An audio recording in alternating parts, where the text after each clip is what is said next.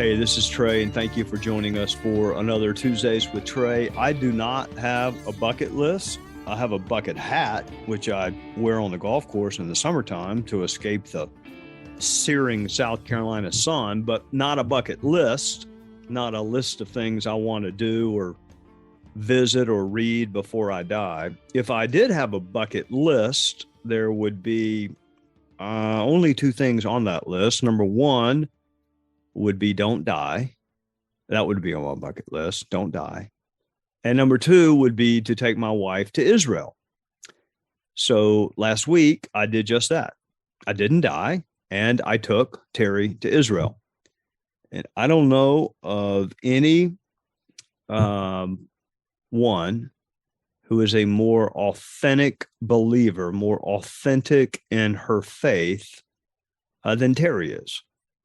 Of course, she reads the Bible and she attends church and all of that. But more than that, she really tries to live out the teachings of the Bible. So I wanted her to be able to see where Jesus was born and where he lived, and to perform miracles and preach the Sermon on the Mount and the temple remains in the Garden of Gethsemane. And I wanted her to see all of that. So we went, and she got to see all the places that she's read about and heard about and studied over the course of her life. I had been before when I was 17, had a wonderful time, but truth be told, I would not have gone back had it not been for her.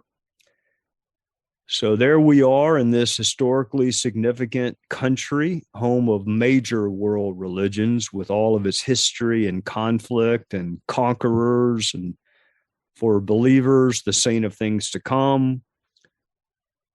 And Israel is surrounded, as you know, by current, past, or perhaps future adversaries. It's a small country, a nascent democracy. And while I'm there are lots of things happening in this country, in America. It's quite a busy week for all three branches of government. And America is not surrounded by enemies. We are surrounded by oceans, and we have neighbors with whom we have good relations. And yet the United States, at least last week, felt more tumultuous than Israel did.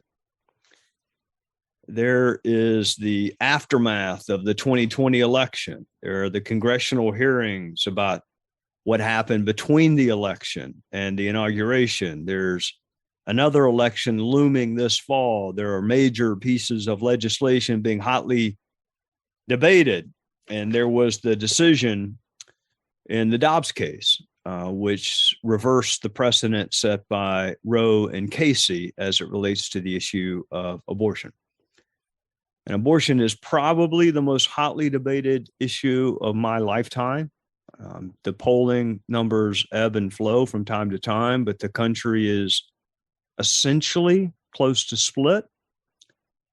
For some, it is an issue as fundamental as when life begins and how and when it should be protected by the state. For others, it's an issue of personal autonomy and whether the state can tell you what to do or not to do with your body. And that is the fairest, most apolitical way I can define the issue at bar. Life interest versus liberty interest. And two of the more fundamental precepts that we have in our culture are at issue. And I have witnessed and known people to change their minds on this issue, but I've never seen anyone's opinion change because of debate or argument. Not in my lifetime. I'm not saying it hadn't happened. I'm just saying I hadn't seen it. I've seen people's opinions change, but not because someone argued with them. I've seen people change their perspective based on personal experience. I've seen people change their perspective based on life experience. I've seen people change their perspective based on having children themselves. And I've seen technology change people's perspective, but almost never political debate. And I think the reason for that is multifold. But part of the reason is because we've not had to argue, debate, and persuade one another for a long time in this country. When we have difficult or challenging issues, we run to court. We don't run toward each other. We run to court. We go to court now to pick presidents, or we try to. We go to court on issues of marriage, religion, guns, privacy. We become a nation of court seekers to either establish, ratify, or upend what we like or don't like. So issues surrounding life and when it begins and privacy and autonomy all have been court issues, at least in my lifetime, not issues for legislative bodies or voters. And yet debate and persuasion and argument are at the core of this thing we call democracy. So when I came home from Israel, I read the Dobbs decision, not the result, not an article about it, not a headline about it, but the actual court decision, majority concurring and dissenting. And I did not stop there. I went back and read the decisions in other cases involving the assertion or allegation of constitutional rights either being born into existence or illuminated by a court after centuries of remaining in what they thought was the dark or the shadows. I would encourage you to read the decision in Dobbs for yourself. Yes, it is long. Yes, it is written by lawyers. We're a nation of laws, but not necessarily a nation of lawyers. So I get how painful it can be to read court opinions. Trust me, I had to do it.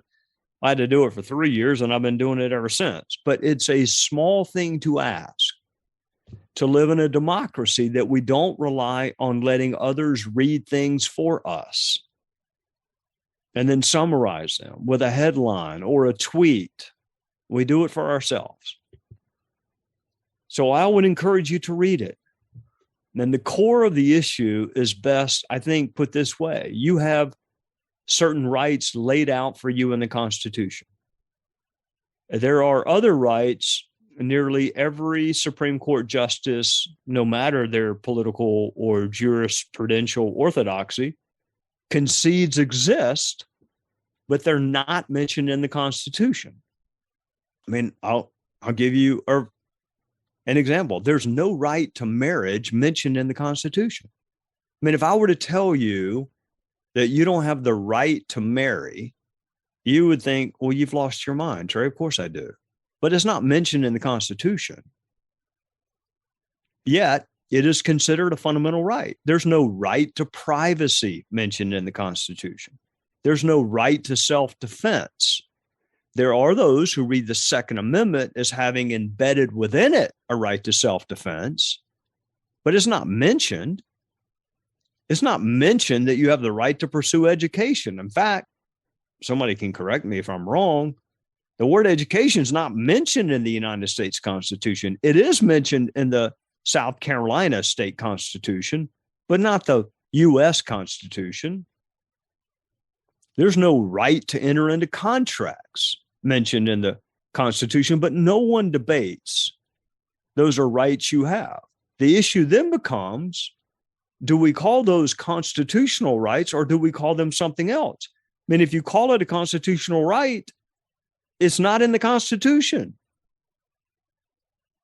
Not plainly. And regardless of what we call them, whose job is it to identify those rights? And there's been this reliance on the courts to illuminate what those rights are. I mean, as if we're incapable of doing it ourselves. I mean, we can all read the Constitution. You don't have to go to law school to be able to read the Constitution. It's a pretty plainly written document. And you'll see what some of your rights are.